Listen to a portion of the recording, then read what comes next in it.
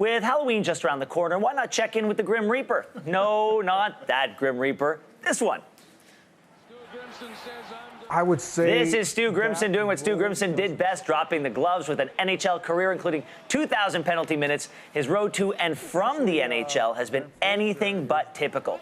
The enforcer turned lawyer turned author is here in studio to tell us more about the life and career of a reluctant warrior. Stu, great to have you here. Thanks to talk to you. My pleasure. Yeah. Glad to be here. Yeah, what a wonderful opportunity. Okay, so there are a lot of people who say to themselves, I would do anything to stay in the NHL, to get there and stay there. That was not the case with you. As a matter of fact, you quit the Calgary Flames in the middle of training camp. You know, I had every Canadian kid's dream in my hand, the opportunity to turn pro with an NHL team, and flatly walked away. I was at Calgary's training camp in 1985, and I struggled with this whole role of enforcer. My teens, my late teens, and early 20s, it's a hard role to kind of embrace or adopt. And I struggled with it for the longest time. And it was really during that training camp. I was there for about a week.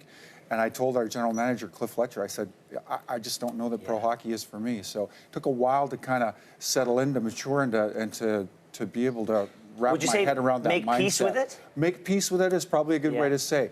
You really have to adopt a different mindset. It's really a difficult thing to do, to sit there on the bench for long stretches of time, and then in an instant, you need to kind of do what you need to do and manufacture the adrenaline necessary to do it. Talk to me about sort of the origin story of Stu Grimson, because it's not like you were scouted on the rink. Yeah. You were...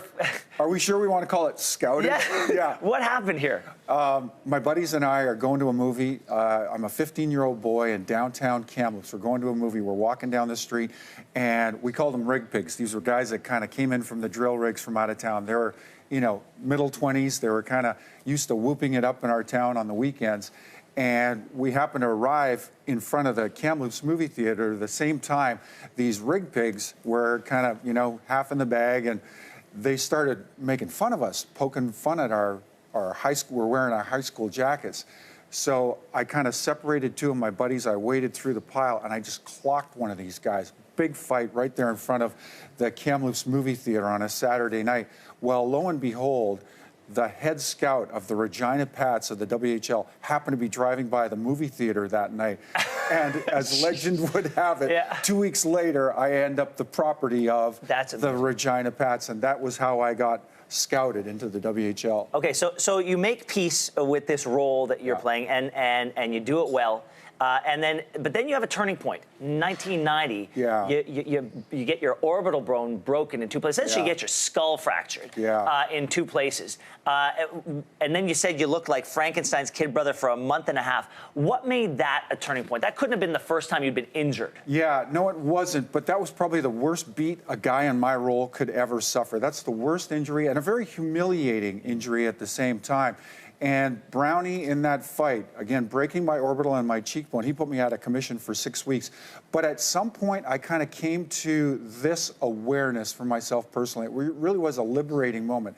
I said, if I can come back from this, an injury this bad, and I can go on to do what I need to do, I really have nothing left to fear. So it seems a little counterintuitive. But it actually ended up being a moment of freedom, personal freedom, and a really liberating experience at the same time. Sounds a little strange, I know, but from there, I think an easier role for me to wrap my mind around. We only have about a minute left, so I got a couple of things I want to get to. Sure. How did you go from the rink to the law?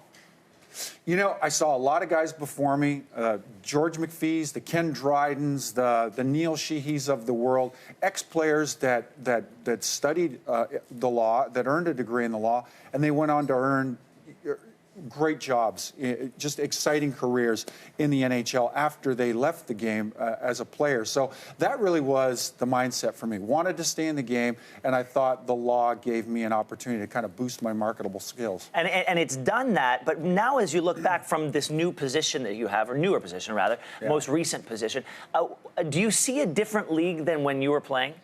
I do, yeah. It's faster today. I think players today can operate in this game without fear of kind of, more physical players intimidating them or something like that.